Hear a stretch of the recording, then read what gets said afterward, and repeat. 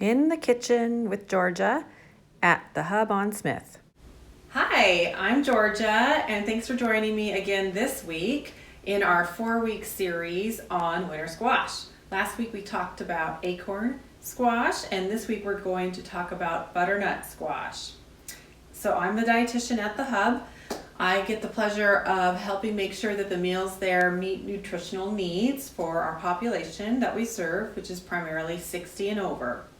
So when we look at those needs, we look at macronutrients, which are your nutrients you need in large amounts, so macro, so that's fats, carbohydrates, and protein. And then we also look at micronutrients, which are just as important, but we need them in smaller amounts, micro amounts, but just as important, and that includes your vitamins and minerals, including vitamin A, which is a vitamin I want to highlight today because winter squash is a great source of vitamin A, and many Americans don't get quite enough. Vitamin A you can get in plant sources and animal sources. In plant sources, it's a carotenoid. Carotenoid sounds like carrot because carrots are one of your best sources of vitamin A in the plant realm. And squash, though, also has carotenoids in it, a lot of carotenoids. In fact, 1 cup of winter squash is over 400% of your daily needs for vitamin A. So it's a wonderful source.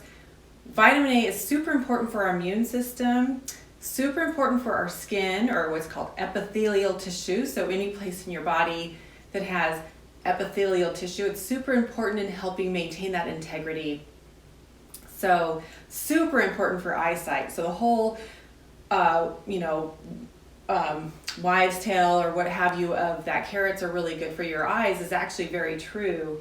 So vitamin A is vital for good eyesight. In fact, it's one of the leading causes of blindness in third world countries is not enough vitamin A.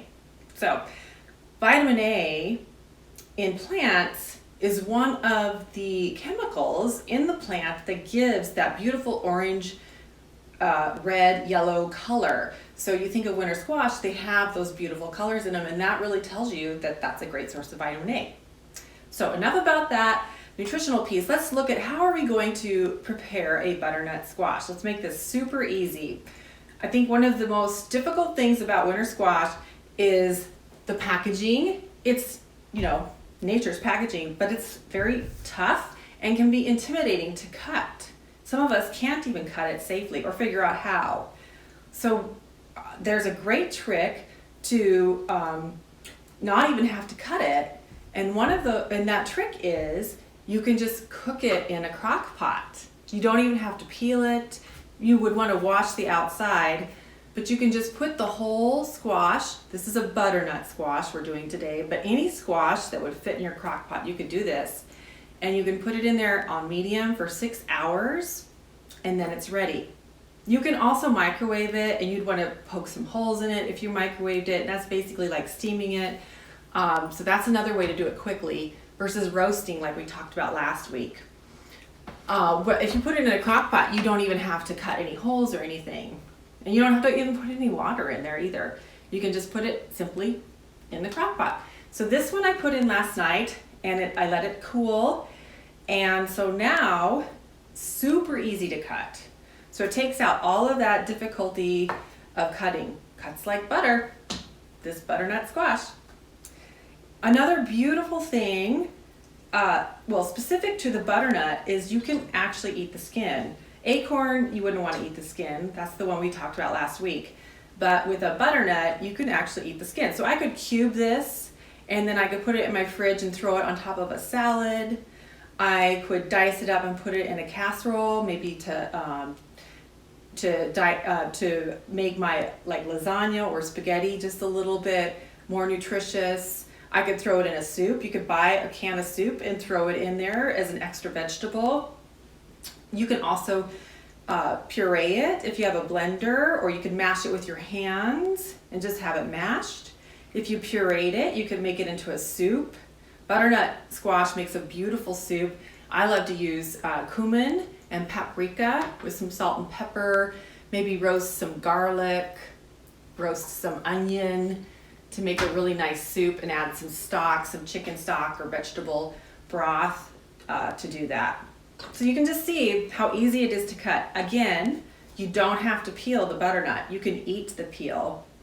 As far as scooping out the seeds, I'm going to discard these, but I could just, even after roasting it in the crock pot, I could now take these seeds and roast it on a roasting pan so that they have a little bit more crispness to them, and then eat them, and they'll be really good. So there is some tips on the butternut squash. I hope it inspires you to go pick one up. This one I actually got at Sackett's, and it's from Wyoming, regional, over the mountain. But you could see if Landon's, if there's still a few this weekend, Papa Joe's or Box Cross Farms, if they're selling them, or any other local producers. But certainly Sackett's will have some in stock that's regional, should still. And of course then Albertsons and our other wonderful grocery stores will have some butternut squash because it's in season. I hope this is helpful, and I look forward to seeing you next week. We'll be talking about spaghetti squash. Thank you for joining me. Thank you for watching this video. For more information, you can visit taylornutritionllc.com or call the Hub on Smith in Sheridan, Wyoming.